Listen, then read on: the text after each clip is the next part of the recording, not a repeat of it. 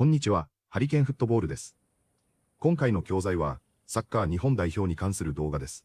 元イングランド代表のゴールキーパーでもあるベン・フォスターのチャンネルでは、今回のワールドカップのダークホースに、ノルウェー、モロッコ、日本を挙げています。実際この動画は切り取っており、オリジナル動画の方では、メキシコとエクアドルにも触れていますが、ノルウェー、モロッコ、日本の3カ国が、誰もが選びそうな3大ダークホースのようにも感じます。それぞれの国について思うこと、そして、強豪と呼ばれるような国との差が小さくなっていることも話しています。実際にどのように話しているのか、チェックしてみましょう。Oh my golly gosh. World Cup dark horses. Come on then, give us some dark There's horses. There's three on the list here. Yeah. Okay. First one, Norway. Good shout. 8 from 8 in qualifying. Good shout. 37 goals in qualifying.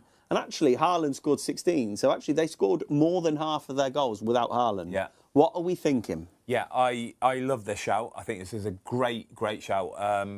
They will be able to beat teams by getting 1 or 2 chances. Yeah? Because you've got a big striker like that, somebody so clinical, somebody who can just score goals that nobody else can. They will have that real world-class power of being able to beat a team with only one opportunity, as long as they can keep it tight at the back. They have got other players around it, though, by the way. You know, Martin Odegaard, you've got Sorloth, real big players. But when you've got that one shining light, anything can happen at any moment in time. Yeah, like they can play on the counter-attack because of Haaland's devastating pace, but also set pieces. They've got Aya, they've got Haaland, they've got big boys they've there, got big which would be massive. You've got like Strand Larsen as a direct replacement for Haaland as well. You know, Sorloth, they've got some units. So their group is France, Senegal and Iraq. Which doesn't massively work in their favour because France and Senegal are very physical teams. Very good physical teams. You'd think France are walking this league, right?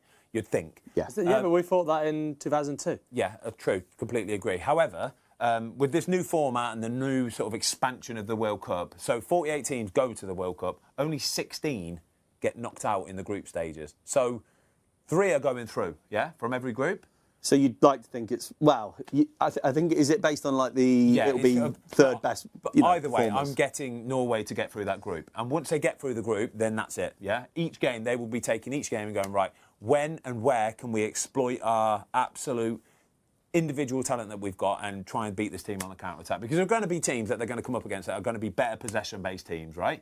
But set pieces, like Toe says, will be massive in this World Cup. It's as simple as that. They've got a lot of talent in that team. Do you know why I think set pieces will be so important in this tournament? Because of the temperature, because of the weather. When players are getting tired, right, they're not going to be able to run around as much as what they normally do. They're not going to be able to press.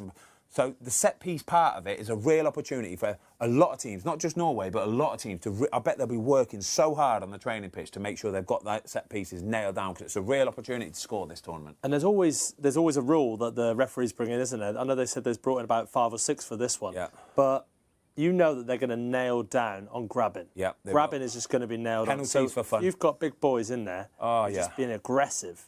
It's going to be hard to stop. I like it, though. I do. I like Norway. So, I mean, I don't think they're going to win it.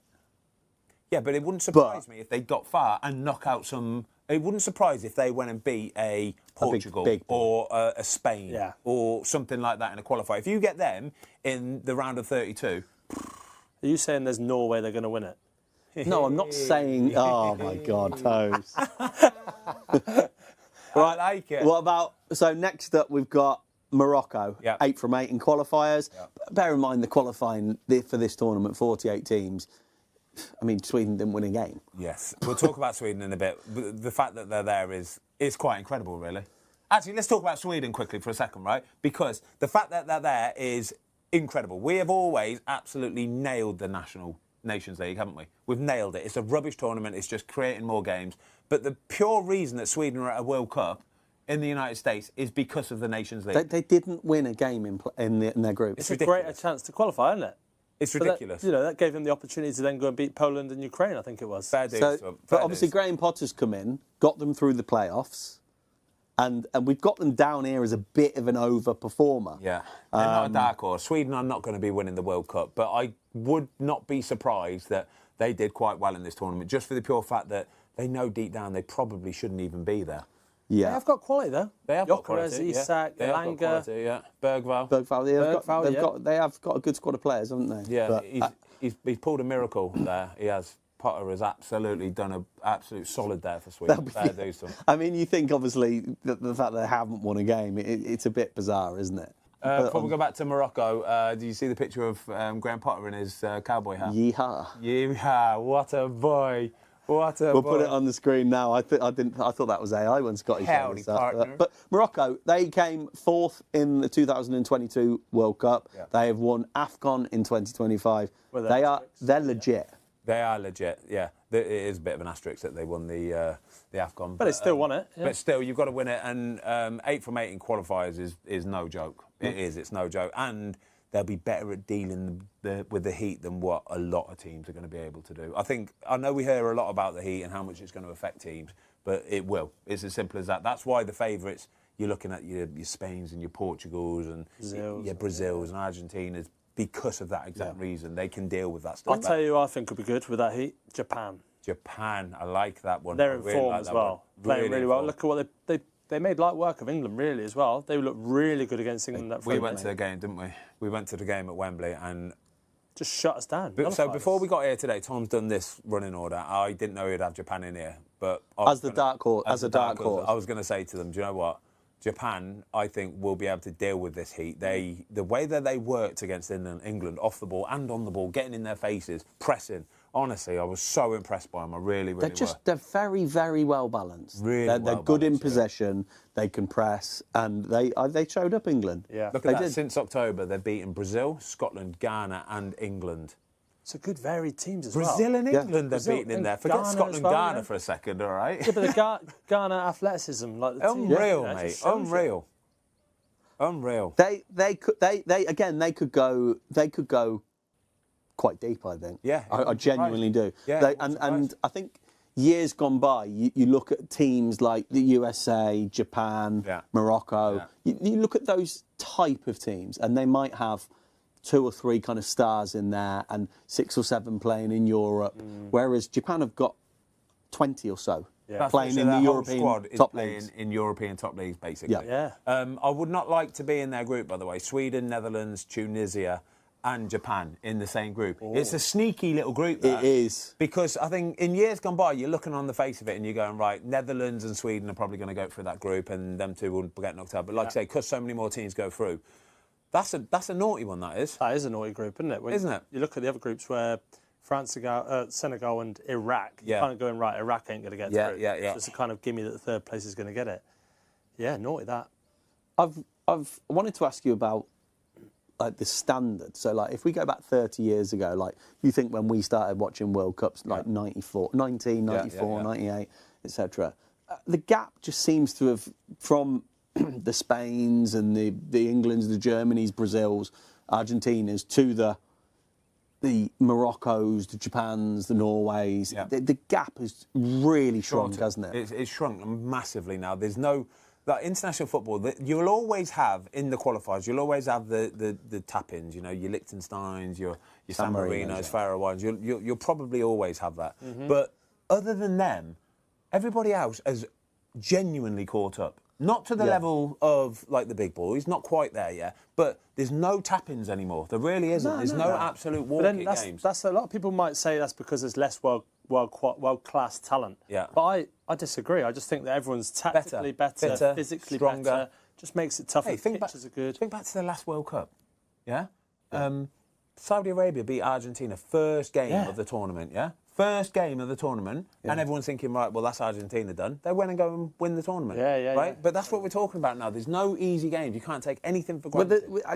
I guess the caveat is that with 48 teams, you do look at a couple of teams in there, like, you know, Iraq and Curacao. Cape Verde. And you do think there might be 2 or 3 kick-ins in there, which I think might affect the kind of golden boot, which we'll talk about later. Well, not only that as well, I think there's probably some teams that are going to miss out on goal difference as well. Yeah. And if you've got one of the middle teams beating Cape Verde or Curacao 6-7 or something like that, that's virtually guarantee you to go through.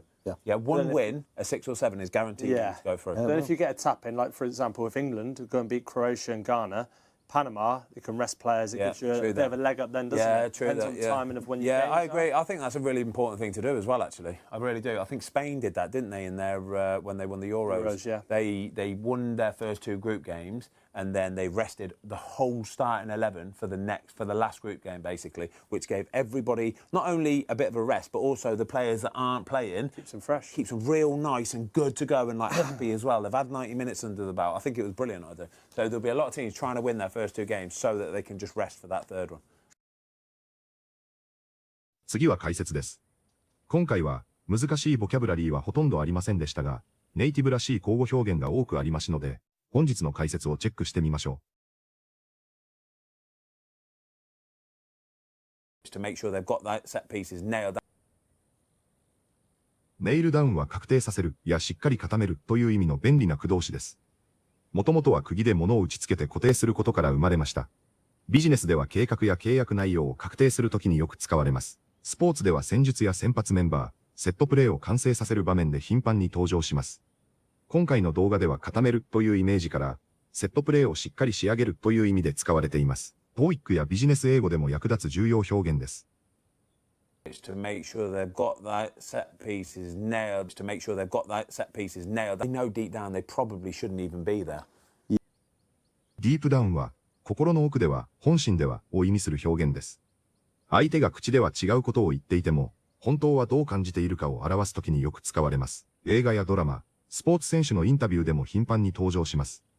感情や本音を表現する際にとても便利なフレーズです。ネイティブが自然な会話でよく使うため、覚えておくとリスニング力向上にも役立ちます。They know deep down they probably shouldn't even be there. They know deep down they probably shouldn't even be there. イーハー。イーハーはアメリカ西部のカウボーイ文化を代表する有名な掛け声です。興奮した時や嬉しい時に使われ、百歩ややったという意味になります。もともとはカウボーイやロデオの世界で使われていました。現在では映画やドラマ、スポーツ番組などでもユーモラスに使われます。特に誰かがカウボーイハットをかぶっている時に冗談として言うことがあります。アメリカ文化を理解する上ではとても有名な表現です。ネイティブなら誰でも意味を知っていると言ってよいでしょう。イーハー。イーハー。Look at what they made light work of England really as well. マクライトワークオブは難しいことを簡単にこなすという意味の表現です。直訳すると軽い仕事にするとなります。本来なら大変な相手や課題をまるで簡単な仕事のように処理するイメージです。スポーツでは強い相手をあっさり倒した時によく使われます。ビジネスや勉強にも使える便利な表現です。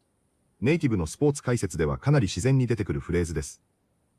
Look at what they made light work of England really as well. Look at what they made light work of England really as well. That's a naughty one, that is. ナーティは本来いたずらなや行儀の悪いという意味の単語です。しかしイギリス英語ではスポーツ解説で特別な使われ方をすることがあります。例えばナーティタクルは危険なタックル、ナーティフィニッシュは見事なゴールという意味になります。TOEICではほとんど見かけませんが、イギリスのサッカー番組では非常によく耳にする表現です。覚えておくと解説動画がかなり聞き取りやすくなります。That's a naughty one, that is. That's a naughty one, that is. Yeah. It's a kind of gimme that the third place is going to get it. 今回の動画では、簡単なや楽勝という意味の表現がかなり多く使われていましたので、ざっくり整理します。タピンは、サッカーでゴール前で軽く押し込むだけの得点を意味し、そこから比喩的に簡単にできることや楽勝という意味でも使われます。チックインも似たイメージで、蹴れば入るくらい簡単なものという感覚ですが、定番表現としてはタピンの方が自然です。レイアップはバスケットボールの簡単なシュートから来ていて、簡単に決められることという意味でよく使われます。ウォークオーバーは楽勝や不戦勝を意味する定番表現です。一方でウォークインは普通、予約なしのという意味なので、楽勝の意味ではやや不自然です。ケイクウォークは朝飯前や楽勝という意味で、試合や仕事が簡単だった時に使えます。ギミはギブミの短縮形で簡単に手に入るものという意味で使われます。ゴルフでは実際に打たなくても入ったことにする OK パッドのことをギミーパッドと日本語でも使われます。Yeah. It's a kind of gimme that the third place is going to get it. Yeah. It's a kind of gimme that the third place is going to get it. have in the qualifiers, you'll always have the tap-ins, you know. Have in the qualifiers, you'll always have the tap-ins, you know. Have in the qualifiers, you'll always have the tap-ins, you know. You can rest players, it gives you a bit of a leg up then, doesn't Yeah, it? true. レグアップは、有利な立場や後押しを意味する表現です。もともとは誰かが馬に乗るときに足を支えて押し上げることから生まれました。現在では、成功しやすくなる助けやアドバンテージを表す際によく使われます。スポーツでは先制点やホームアドバンテージがチームに有利に働くときによく使われます。